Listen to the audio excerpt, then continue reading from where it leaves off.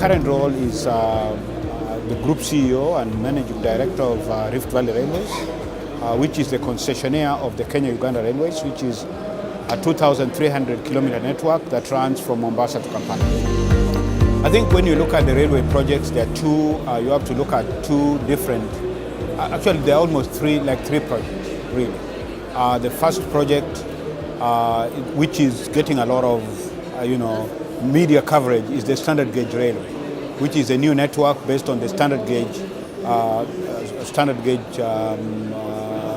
technology being built by the Chinese and the Turkish. So you have Kenya, Uganda using the Chinese, and Tanzania is just selected the Turkish companies to build theirs. And that's going to be a major network that is going to run from Mombasa to Kampala, Uganda.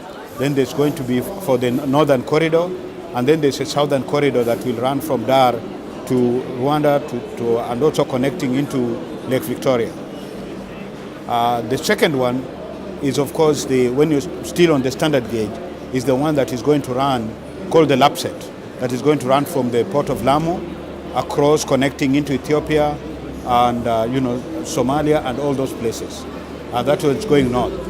Now the third one, which is basically connected to us, is we'll need to, in order to compete, in order to support, in order to complement all these projects that are going on, we'll need to rehabilitate our entire network, both in terms of rolling stock and permanent way, to be able to compete and also complement some of those activities. So that's the third project that we're seeing, which we intend to start as soon as we get funding towards the end of the year. I do see a rail. There are two aspects to it. There's, on the freight side, I do see a rail that, number one, in the 5 years will be the main, transport vehicle for infrastructure, equipment, material into the Eastern Africa, the interior of Eastern Africa, especially Uganda, Rwanda, and all that.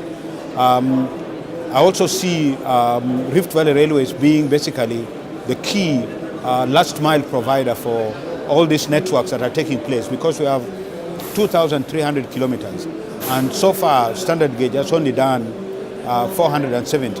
So for them to reach the interior of the country and distribute all the cargo that they'll be bringing into the main centers, they will need another network, if not road, but another network, a rail network, to give them the last mile connectivity. And we can play a very good role because we have a network that is spread across not only across all the regions, not only in Kenya, but also in Uganda.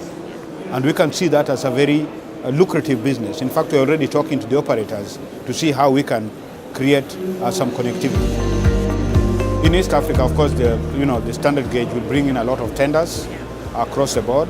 I don't know which ones they're going to have, but clearly from a Rift Valley Railway perspective, we are likely to see a lot of tenders for rehabilitating the permanent way, which has not seen a lot of investment, little or a lot of investment over the last 20 years.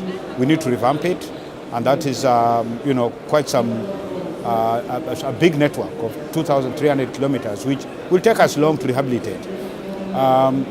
We also see the, inclusion or, access to new rolling stock, and that will be either in terms of, outright purchase, leasing.